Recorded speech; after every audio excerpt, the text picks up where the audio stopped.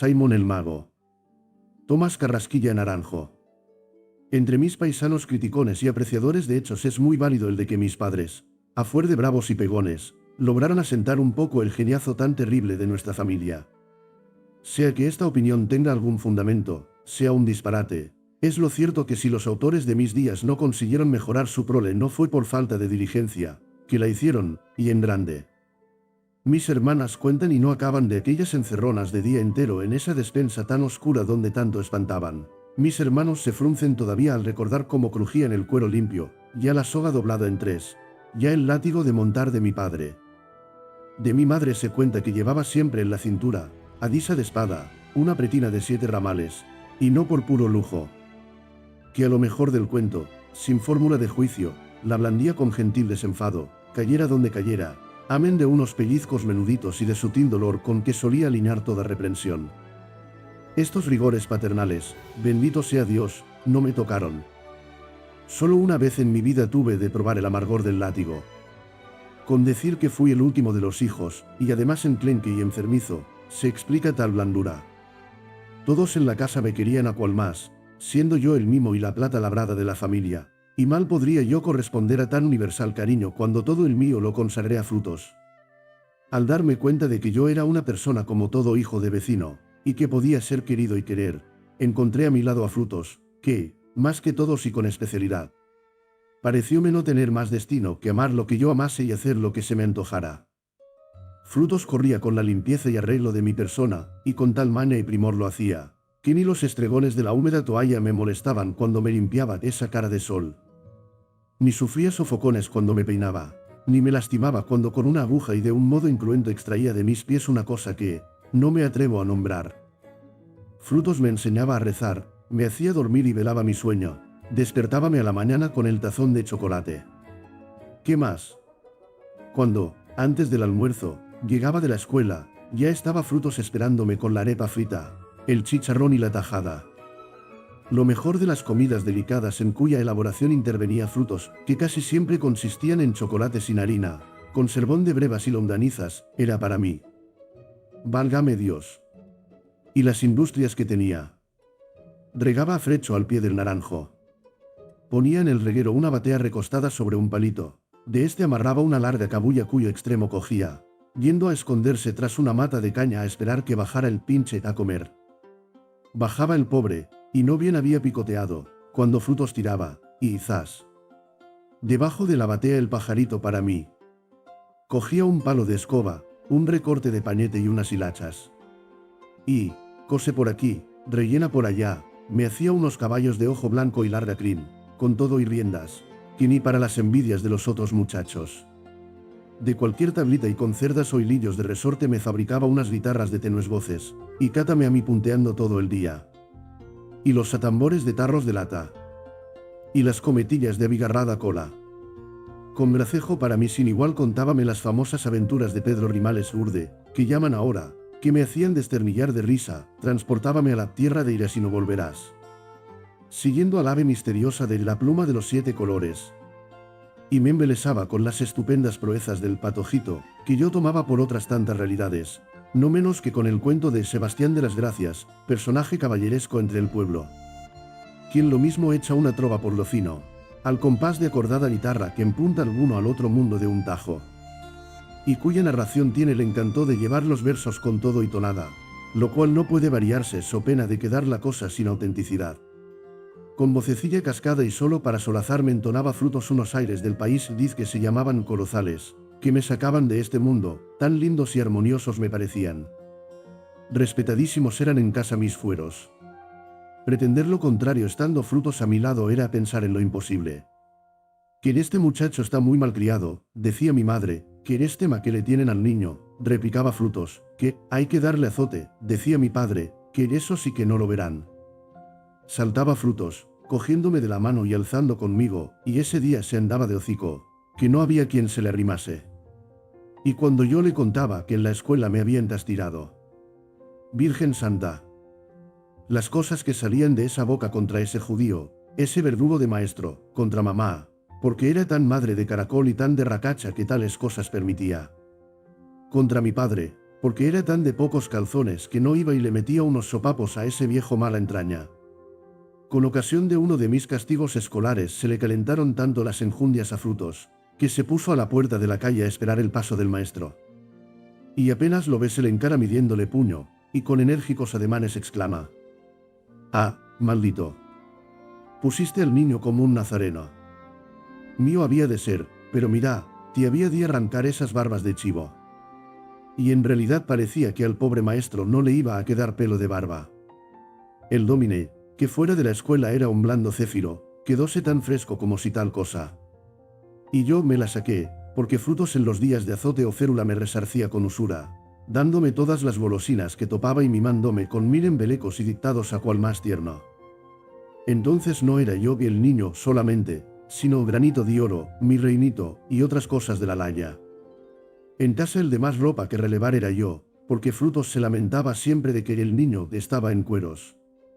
Y empalagaba tanto a mi madre y a mis hermanas, que, quieras que no, me tenían que hacer o comprar vestidos, no así tal cual, sino al gusto de Frutos.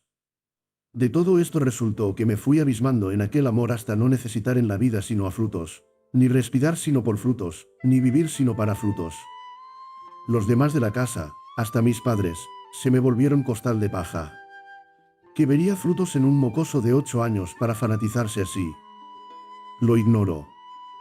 Solo sé que yo veía en Frutos un ser extraordinario, a manera de ángel guardián, una cosa ya que no podía definir ni explicarme, superior, con todo, a cuanto podía existir. Y venir a ver lo que era Frutos. Ella, porque era mujer y se llamaba Fructuosa Rua, debía de tener en ese entonces de 60 años para arriba. Había sido esclava de mis abuelos maternos. Terminada la esclavitud se fue de la casa, a gozar, sin duda, de esas cosas tan buenas y divertidas de la gente libre. No las tendría todas consigo, o acaso la hostigarían, porque años después hubo de regresar a su tierra un tanto desengañada. Y cuenta que había conocido mucho mundo, y, según ella, disfrutado mucho más. Encontrando a mi madre, a quien había criado, ya casada y con varios hijos, entró a nuestra casa como sirvienta en lo de cardío y crianza de la menuda gente. Por muchos años desempeñó tal encargo con alguna jurisdicción en las cosas de buen comer. Y llevándola siempre al estricote con mi madre a causa de su genio rascapulgas y arriscado, si bien muy encariñada con todos allá a su modo, y respetando mucho a mi padre a quien llamaba mi amito. Mi madre la quería y la dispensaba las rabietas y perreras. Frutos había tenido hijos, pero cuando mi crianza no estaban con ella, y no parecía tenerles mucho amor, porque ni los nombraba ni les hacía gran caso cuando por casualidad iban a verla. Por causa de la gota que padecía casi estaba retirada del servicio cuando yo nací, y al encargarse del Benjamín de la casa hizo más de lo que sus fuerzas le permitían. A no ser porque su corazón se empeñó en quererme de aquel modo no soportara toda la guerra que la di. Frutos era negra de pura raza, lo más negro que he conocido, de una negrura blanda y movible, jetona como ella sola, sobre todo en los días de vena que eran los más, muy sacada de jarretes y racha. No sé si entonces usarían las hembras, como ahora, eso que tanto las abulta por detrás, si lo usarían, porque a Frutos no le había de faltar. Y era tal su tamaño que la pollera de percal morado que por delante barría le quedaba tan alta por detrás, que el ruedo anterior se veía blanquear, enredado en aquellos espundiosos dedos. De aquí el que su andar tuviese los balanceos y treguas de la gente patoja. Camisa con escote y volante era su corpiño, en primitiva desnudez lucía su brazo roñoso y amorcillado. Tapábase las greñudas pasas con pañuelo de color rabioso que anudaba en la frente a manera de oriental turbante. Solo para ir al templo se embozaba en una mantellina, verduzca ya por el tiempo. A paseo o demás negocio callejero iba siempre desmantada. Pero eso sí, muy limpia y zurcida, porque a pulcra en su persona nadie le ganó. Muy zamba y muy fea. No. Pues así todo tenía ideas de la más rancia aristocracia, y hacía unas distinciones y deslindes de castas de que muchos blancos no se curan. No me dejaba juntar con muchachos mulatos, dizque porque no me tendrían el suficiente respeto cuando yo fuera un señor grande. Jamás consintió que permaneciese en su cuarto, aunque estuviera con la gota, porque un blanco decía, metido en cuarto de negras, ese emboba y se gelbe un tientagallinas. Iguales razones alegaba para no dejarme ir a la cocina, y eso que el tal paraje me atraía, cuestión bucólica. Solo por Nochebuena podía estarme allí cuanto quisiera, y hasta meter la sucia manita en todo, pero era porque en tan clásicos días toda la familia pasaba a la cocina. Mi padre y mis hermanos grandes, con toda su gravedad de señores muy principales, se daban sus vueltas por allí. Y sacaban con un chuzo, de la hirviente cazuela, ya el dorado buñuelo, ya la esponjosa y retorcida hojuela. O bien haciendo del mecedor revolvían el pailón de natilla, que, revienta por aquí, revienta por más allá, formaba cráteres tamaños como dedales. Las horas en que yo estaba en la escuela, que para frutos eran de sueto, las pasaba esta en hilar, arte en que era muy diestra. Pero no bien el escolar se hacía sentir en la casa, uso, algodón y ovillo, todo iba a un rincón. El niño era antes que todo, solo que el niño la ponía de buen humor, solo que el niño arrancaba risas a esa boca donde palpitaban airadas palabras y gruñidos. Admirada de este fenómeno, decía mi madre, este muchacho lo tendrá mi Dios para santo, cuando desde niño hace de estos milagros. Al amparo de tal patrocinio iba sacando yo un geniecillo tan amerendado y voluntarioso, que no había trapos con que agarrarme. Ora me revolcaba dándome de calabazadas contra todo lo que topaba, ora estallaba en furibundos alaridos acompañados de lagrimones, cuando no me daba por aventar las cosas o por morder. Tía Cruz, persona muy timorata y cabal, al ver mis arranques, se permitió una vez decir delante de Frutos que el niño estaba falto de rejo. Más le hubiera valido ser muda la buena señora. Frutos la hartó a desvergüenzas y la cobró una malquerencia tan grande, que siempre que la veía resoplaba de puro rabiosa. Viendo los hilos que yo llevaba, solía protestar mi padre, y hasta manifestaba con atos de zurra, pero mamá lo aplacaba, diciéndole con las manos en la cabeza: «No te metas, por Dios. ¿Quién aguanta a Frutos?» Y como de todo lo malo casi siempre me daba cuenta, comprendí que por este lado bien cogidos los tenía, y me aprovechaba para hacer de las mías. Cuando veía la cosa apurada, las prendía a asilarme en los brazos de Frutos, tomábamos camino del jardín, lugar de nuestros coloquios, y una vez allí, como si estuviéramos en la luna.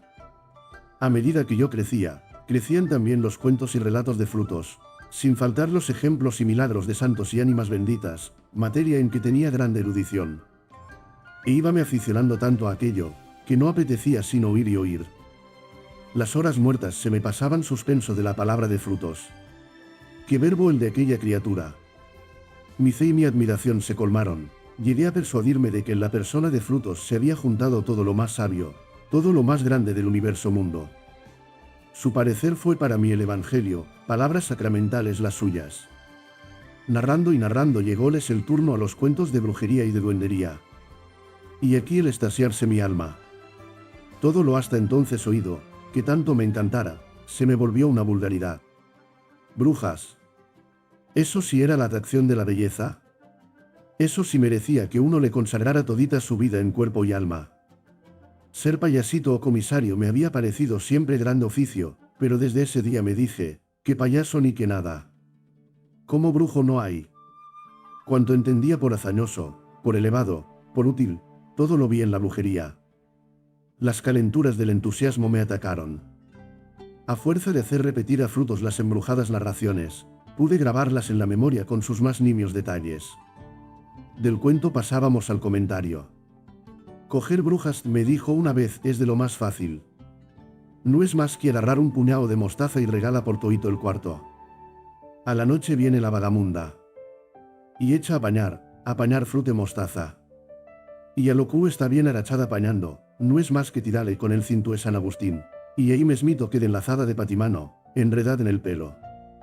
Un padrecito de la villa de Tunja cogía muchas asina, y las amarraba de la pata de una mesa, pero la cocinera del cura era tan boba que les daba debo tibio, y las malditas se embarcaban en la coca. Consia, cuando a las brujas no se les puede ni enmentar coco e llevo porque al momentico se el venojo de hormida. Y se van. Ajá. Dije yo. ¿Y cómo hacen pa' caber? Pis. Replicó. Ante que sí achiquitan en la coca como les da la gana. María Santísima. ¿Y no se pueden matar? La pregunté. Eso sí, pero al según y conforme, si se les metió una cortada bien honda se mueren, pero como son tan sabidas, ellas mismas se meten otra y se empatan y vuelven a quedar buenas y sanas. ¿Y matadas cómo hacen? Tan bobo. ¿No ve que ellas no se mueren del tiro sin una aquí otra vez? Hay que tirarles a toda gana la primerita cortada pa' que queden ahí tendidas. Pero con el cinto de mi padre San Agustín si ni les valen marrullas. ¿Y dónde hay de eso? Prorrumpí. ¿Cinto? Dijo mi interlocutora con gesto de cosa dificultosa. Eso es muy trabajoso conseguir, tan solamente el obispo se lo impresta a los curitas formales. Amaraya que mamá se lo mandara a prestar, exclamé entusiasmado. Ave María, muchacho. ¿Y qué vas a hacer con cinto? Pues pa' coger brujas y amarralas de los palos. A pesar de lo difícil que era conseguir el cinto, salí en busca de mi madre con la empresa. Hallé-la muy empecinada jugando al tute con otras señoras. Mamá, le dije. Oigami, un escuchito, y poniendo mi boca en su oreja la expuse mi demanda, con ese secreteo susurrante de los niños. Las señoras, que no eran sordas, largaron la carcajada. Quítate de aquí, empalagoso, exclamó mi madre. ¿De dónde sacará este muchacho tanto embeleco? Salí rezongando y muy corrido. En muchos días no pensé sino en cómo se conseguiría el cinto. La brujomanía se me desarrolló con tanta furia, que no hablaba sino del asunto. ¿Quién te ha metido todas esas levas? Díjome una vez mi hermana Mariana, que era la más sabia de la casa. No hay tales brujas. Esas son bobadas de la negra Frutos. No creas nada. Mentirosa. Mentirosa. Le grité furioso, sí hay. Sí hay. Frutos me dijo. Y lo que dice Frutos no puede faltar. Como si Frutos fuera la madre de Dios. Animal. Pecosa. Pecosa. Aullé, embistiendo hacia ella con ánimo de morderla. Me detuvo cogiéndome por los molledos y estrujándome de lo lindo. Voy a contarle a papá, dijo, para que te meta una cueriza, malcriado, que ya no hay quien te aguante. Corrí en busca de Frutos, y, casi ahogado por el llanto, le grité al verla. ¿Qué te parece, Frutos, ji? Ji. Ji. Esa boba Mariana me dijo quiz que no hay brujas, ji. Ji, quiz que son cuentos que me metes. Ella hizo una cara como de susto, me enjugó las lágrimas, y cogiéndome de una mano con arasajo, fuimos en silencio a sentarnos en un pollo detrás de la cocina. Vea, mi hijito, me dijo, es muy cierto que hay brujas, ¿De qué las hay? Las hay. Pero, no hay que creer en ellas. Mis ojos ya enjutos debieron abrirse tamaños, tal fue mi sorpresa. Aquello no podía acomodarlo, pero Frutos lo decía, y así tenía que ser. Hablamos de largo sobre el tema, y como yo no perdía ocasión de desentesijarla, la pregunté. Y decime, ¿las brujas son gente que se vuelve bruja, ¿go es mi Dios que las hace? No sea bobito. Mi Dios no hace sino cristianos, pero se vuelven brujas si les da gana. ¿Y también hay brujos? No ha de haber. Pues los duendes. ¿No le he contado pues? Pero como no tienen pelo largo como las brujas, no se encumbran por la región sino que guelan bajito. ¿Y cómo si aprendí a ser brujo? Guardó corto silencio, y luego, con aire de quien revela lo más íntimo, me dijo a media voz. Pues la gente se embruja muy facilito. La moda es que uno si unta bien untao con aceite en toitas las coyunturas, se quede en la mera camisa y se gana a una partida alta.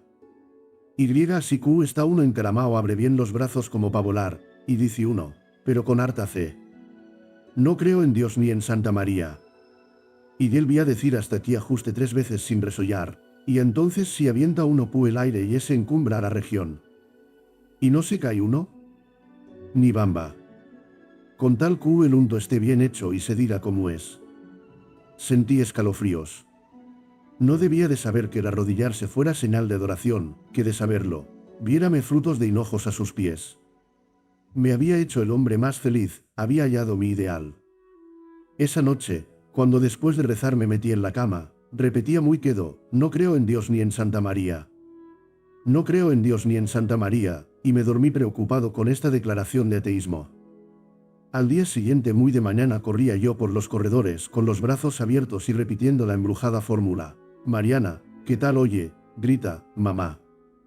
Venga y verá las cosas que está diciendo este ocioso. Pero mi madre no alcanzó a ver mi dicho, porque antes que llegara había yo tendido el vuelo a la calle, Camino de la escuela. No sé por qué, pero me dio recelillo de que mi madre me viera haciendo tales cosas. A mi vuelta no salió Frutos a recibirme. Fui a buscarla y a reclamar sus obsequios, y por primera vez la encontré hecha la ira mala conmigo. Que mamá había ido a querérsela comer viva por las cosas que me contaba y enseñaba, que yo tenía la culpa por hicendario. Y que ya sabía que no volviera a jorobarla diciéndole que me contara cuentos, porque así como era tan picón. Al almuerzo me dijo mi padre con una cara muy arrugada: cuidadito, amigo, ¿cómo se le vuelven a oír las cositas que dijo esta mañana? Le cuesta muy caro. Tales razones me desconcertaron. Amenazarme mi padre. Ponerme Frutos casi en entredicho. Y precisamente cuando tenía tanto que consultarle. Quedarme sin saber a qué atenerme en lo del pelo largo, en lo del aceite. Por 3 días robé a Frutos que tan siquiera me dijera 2 cositas, prometiéndola no decir esta boca es mía. Andróminas inútiles. No pude sonsacarle una palabra. ¡Qué malas! Y lo peor era que eso que al principio no pasaba de un capricho me fue alborotando con el obstáculo, que se tornó en deseo apremioso, irresistible. Ser brujo. Volar de noche por los techos, por la torre de la iglesia, por la región. ¡Qué mayor dicha! ¿Qué tal cuando yo diga en casa, que me encargan, que me voy esta noche pa' Bogotá? Y conteste mamá, traen manzanas. Y que al momento vuelva yo con un agajo bien lindo, acabadito de coger. Y cuando me encumbre serenito, como un gallinazo, tejado arriba. Sí. Yo tenía que ser brujo, era una necesidad. Si hasta sentía aquí abajo la nostalgia del aire.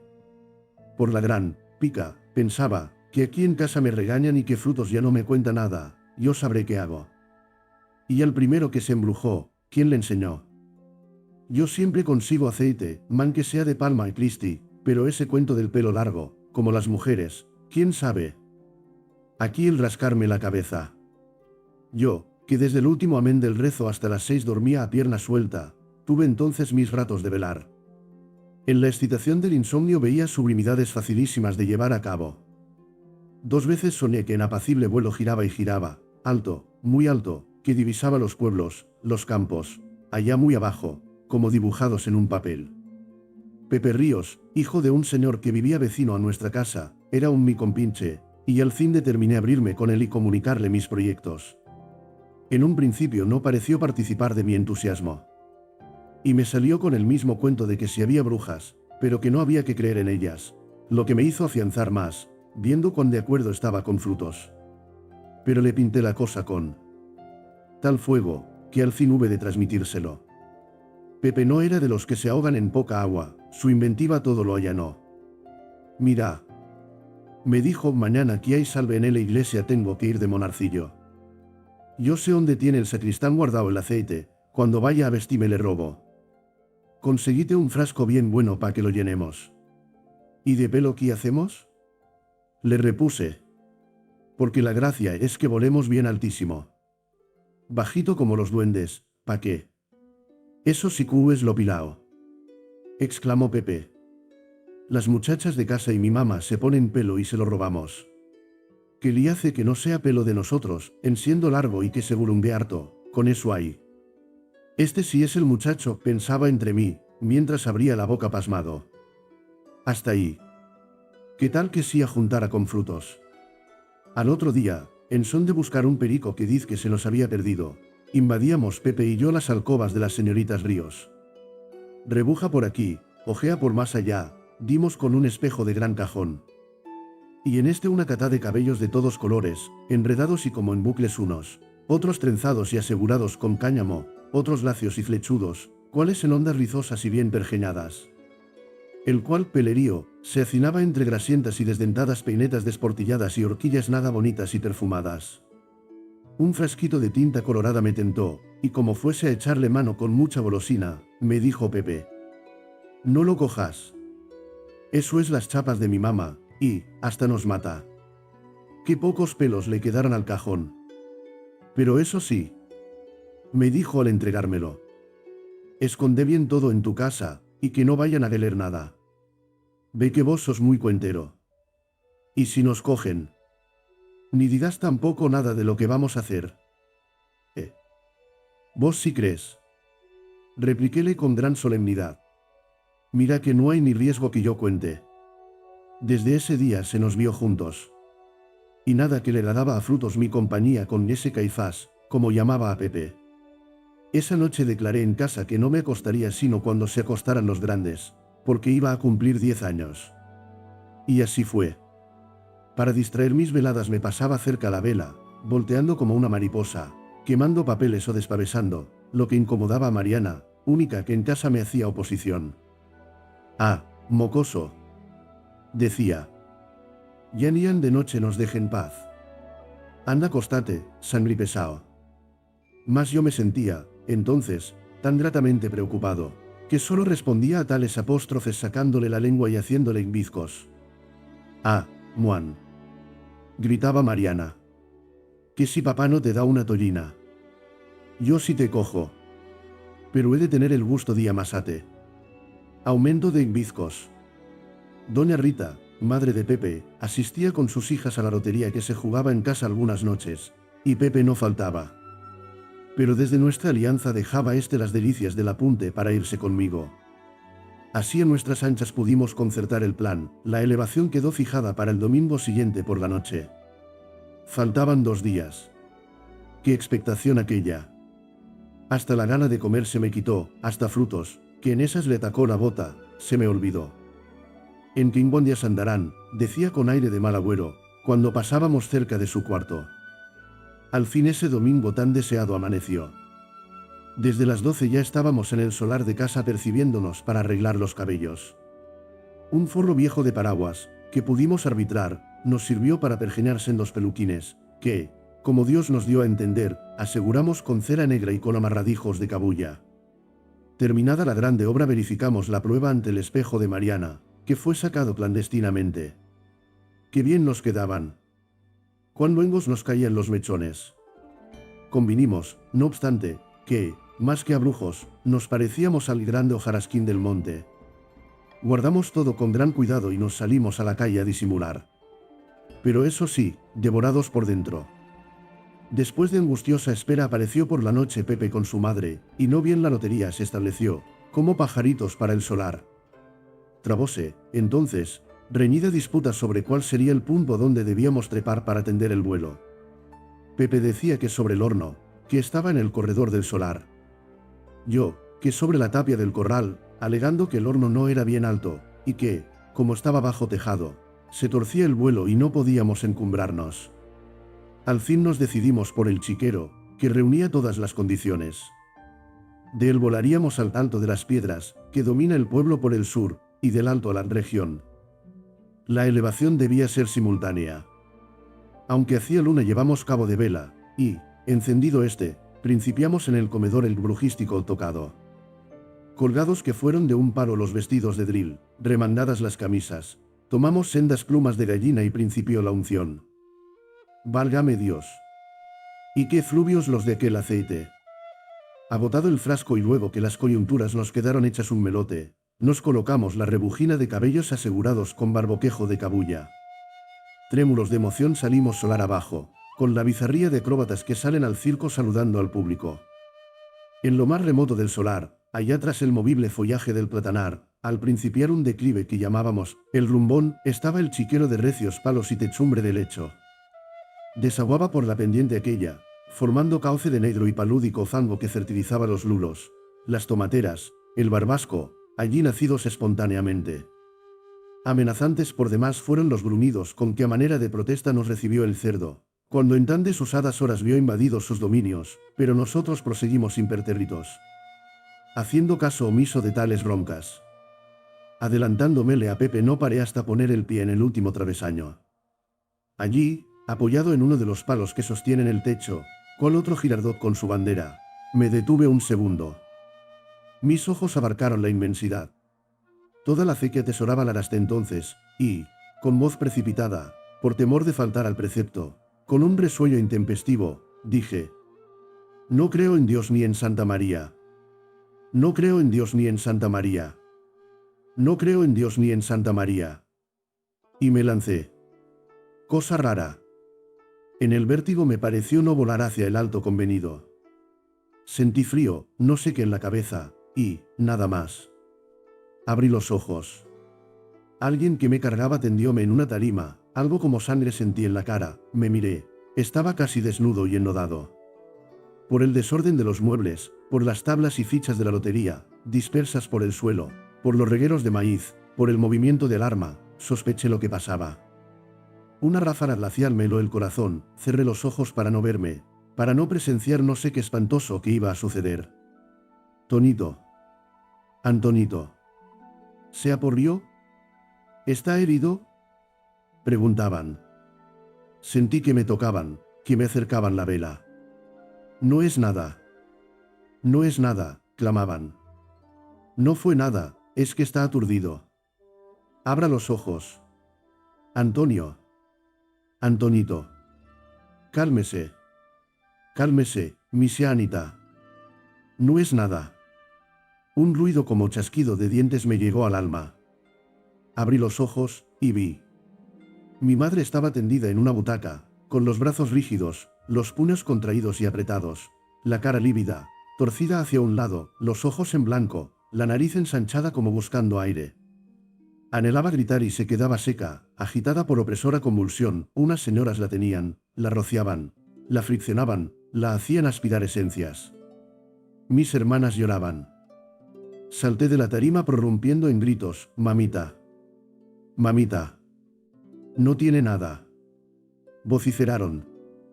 No tiene nada. No está ni descompuesto. ¿Cómo fue eso, por Dios? ¿Cómo se puso así? Pero sí se hirió la cara. Tonito, no se arrime, que está imposible. Horrorizado fui a huir. Me atajaron en la puerta con un platón de agua tibia. La cocinera me paró en medio del humeante baño sin que yo tratara de hacer resistencia. Quitóme la inmunda camisa, y así hecho un Adán automático, principió el lavatorio ayudada de unas señoras. Pero en qué se cayó este niño, esto no despega. Dijo una. Si está apestao. Replicó otra, tapándose las narices y haciendo extremos de asco. Traigan jabón, a ver si esto sale. Pronto la pelota de jabón de la tierra corrida por hábil mano untó todo mi cuerpo. Pues mis queridas, exclamó la enjabonadora. Esto es aceite de higuerillo, y no cosas de chiquero. Pues verdad.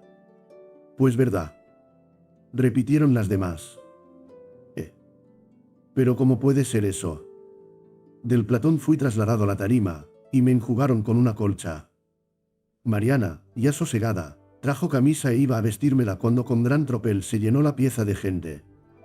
Mi padre venía allí. ¿Se mató? Preguntó con voz que nunca le había oído. Sin esperar respuesta salió. No había transcurrido un segundo cuando volvió, traía una soga. No le vaya a pegar. Prorrumpen mujeriles voces. Pobrecito. Dice la del jabón, ¿qué culpa tiene él? Es una injusticia, papá. Véalo herido. Plañían las de casa.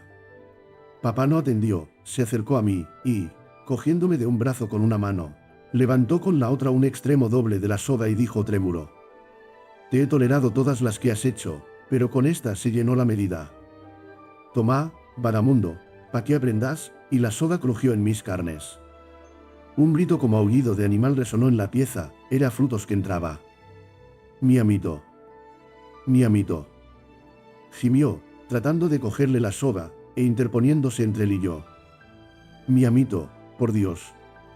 No le pegue, por los clavos de Cristo. Y se arrodilla, le abraza las piernas, casi lo tumba. Él no tiene culpa. No tiene. No tiene. Mi padre la rechaza, pero Frutos se pone en pie, y, saltando hacia mí, me envuelve en sus faldas. Vieja bruja. Grita él arrancándole el pañuelo y cogiéndola de las greñas. Lárgalo. O te mato, la arrastra con una mano, mientras que con la otra me saca del envoltorio. Quítenmela que la mato. Vocifera con coraje. Ella se endereza, y, como un fardo, se va de espaldas contra el entablado suelo lanzando extraños sonidos. Él entonces toma la soga como la vez primera, y, contando, 1, 2, 3, hasta 12. Va asentando azotes sobre mi desnudo cuerpo, que se zarandea como maniquí colgado. No lancé un ay, yo que ponía los gritos en el cielo porque una mosca se me asentara. Frutos seguía en el suelo retorciéndose, de repente se levanta y torna a caer. En impúdica rebujina se revuelca, haciendo apartar la gente y tropezando con los muebles. Algunos van a cogerla, y lo rechaza a puñetazos, a patadas y mordiscos. Pudo, entonces, articular con voz espantosa: «Déjenme que ahora mismo me largo de esta maldita casa». Todos los hombres la cometen, y, arremolinándose en apretada lucha en que se sentían respiraciones de cansancio y traquear de huesos, logran sacarla al corredor. En el desorden pude verla y se me antojó no obstante mi amor a ella cosa diabólica. Estaba desgreñada, con los ojos crecidos y sanguinolentos, echando espumarajos por la boca. El médico entra, me examina, declara no haber fractura ni dislocación del hueso, ni cuerda encaramada, tocóme el rasguño de la mejilla, sacó un instrumento. Y sin dolor extrajo del rasguño aquel la pequeña astilla de palo, me dio a tomar un bebistrajo que tenía aguardiente, tomó una copa, puso en ella un papel encendido. Y, asentándomela en la espalda la fue corriendo, inflándome las carnes en dolorosa tensión. Manos femeniles empapadas en aguardiente alcanforado frotaron mi cuerpo. Y, por último, pegáronme en varios puntos pingos de trapo mojados en una agua amarillenta. Aún no habían terminado estas faenas, cuando se oyeron pasos precipitados acompañados del crujir de almidonadas faldas. Doña Rita apareció en la puerta, traía en las manos uno de los peluquines de marras. «Vengo muerta de pena», exclamó sofocada haciendo visajes. «Allá le hice dar de ríos una cueriza a aquel bandido. Vean las cosas de estos diablos». Y exhibió la peluca. Pues no estaban de brujos, y esto fue lo que se pusieron en la cabeza dizque pa' volar. ¿Qué les parece el pelo que teníamos pa' la cabellera de Jesús Nazareno? Todos se agruparon para examinar la cosa, prorrumpiendo en mil extremos de admiración. También el doctor tomó el peluquín en las manos, riendo a carcajadas. «Ave María, doctor», siguió doña Rita, «pues no ve. Un milagro patente fue que estos enemigos no se hubieran desnucao. ¿Qué le parece, doctor, y a aquel rumbón? La fortuna que cayó entre el pantanero, y que ese enredo en una mata. Que si no, tiesecito lo levantan del zanjón. Estábamos jugando la lotería muy a gusto, me acababa de cerrar por las 3 pelotas, cuando, doctor, oímos que aquel mío grita: «Corran que Antonio se mató». Le aseguro, doctor, que me quedé muerta. Corrieron todos con las velas, cuando a un rato nos lo traen en guandos. Con la mera camisita, con porquería de chiquero hasta los ojos. Sorriando sangre. Muertecito. Muertecito, mismamente. El mío ese escapó, porque como es tan ararán, no se atrevió a volar primero. Pero ¿qué le parece, doctor, que tuvieron cara, los indinos, de empuercase todos con aceite de higuerillo que le robaron al sacristán? Dizco es preciso pa' ser brujos. Pero así bien untao, se chupó su buena cueriza. No le digo. Si estos muchachos de hoy en día aprenden con el patas. No es con el patas. Prorrumpe mi padre desde el cuarto vecino, saliendo a la escena, no es con él. Este diablo de negra frutos que ha tolerado Anita es la que los ha metido en esas. Y no crean ustedes que este niño escapa, puede morir de las consecuencias, el cimbronazo debió ser horrible. El peligro es muy remoto y el caso no se presenta alarmante, repuso el Esculapio. Tanto es así, que no he tenido que apelar a un tratamiento enérgico. Ojalá así sea, dijo mi padre. Pues sí, agregó. La maldita negra es la de todo. Desde que me llamaron y supe que la caída había sido del chiquero, todo lo adiviné. Ya él se había chupado su regaño. Contó, entonces, lo del ensayo de vuelo por los corredores y lo de las palabras aquellas. Aclarado el misterio llovieron las admiraciones y preguntas. Estas pláticas me sacaron del sonambulismo. Me sentí el hombre más desgraciado. ¿Qué le hace que me muera?, me decía. Siempre que fruto se me engaña con mentiras. Siempre que es tan mala. Siempre que uno no puede volar. Así como así, mamá se murió, porque la creía muerta. Así como así, papá me ha pegado con rejo delante de tanta gente. así como me han desnudado. Siempre que Pepe es tan traicionero que contó. Sentíame como si todos los resortes de mi alma se hubiesen roto. Sin fe, sin ilusiones. Cerraba bien los ojos para irme muriendo y descansar, pero no, tristezas espantosas pasaban por mi cabeza. Exhalaba hondos suspiros. Muy tarde, cuando ya se había ido toda la gente, me dormí. Más me valiera velar. Cosas horribles y extravagantes estremecieron mi espíritu, veía a Frutos que volaba, que se reía de mí, haciéndome contorsiones, oía que las campanas doblaban tristes, muy tristes. En esa variedad de los sueños aspiraba el olor del ciprés, de luces ardiendo, y vería a mi madre en un ataúd negro, muy negro. Luego estuve en un pantano, sumergido hasta el pescuezo, quería salir, quería gritar, y no podía. Al fin, merced a extraño impulso pude salir, lancé un grito y desperté temblando, con el cabello parado y empapado en frío sudor. Había luz en la pieza, mi madre, teniéndome de las manos, me sacudía. Tonito. Tonito, me gritaban. No si asúteme, hijito, es una pesadilla. Mamá viva. Pensé. ¿Todavía estaré soñando? Me tomó como a un chiquitín, y estrechándome contra su pecho, me besó la frente y me dijo llorando. No ve, mi hijo, las cosas que hace para que papá lo castigue. Y si se ha matado, ¿qué había hecho yo? Seguía llorando. Mamita querida. ¿Usted no se ha muerto? ¿No es cierto que no? No, mi hijito, ¿no ve que estoy aquí con usted? Eso fue que me dio la pataleta del susto, pero ya estoy aliviada. Tome otra vez la pócima que dejó el doctor, está muy sabrosa. Si estaba viva. Incorpóreme para recibir el vaso, mi padre estaba sentado al extremo de la cama. También lloraba. Me pasó la mano por la frente, me tomó el pulso, y me dijo muy triste. Tiene mucha fiebre. Pero mucha. Fue a despertar al doctor, que se había acostado en la pieza contigua, me dieron unas gotas en agua azucarada.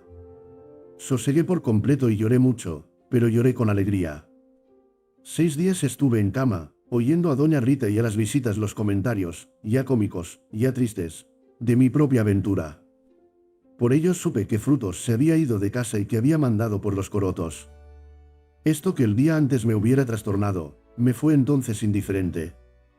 Don Calisto Munetón, lumbrera del pueblo, que arengaba siempre en los 20 de julio y cuando venía el obispo, que leía muchos libros y que compuso novena del Niño Dios, vino también a visitarnos.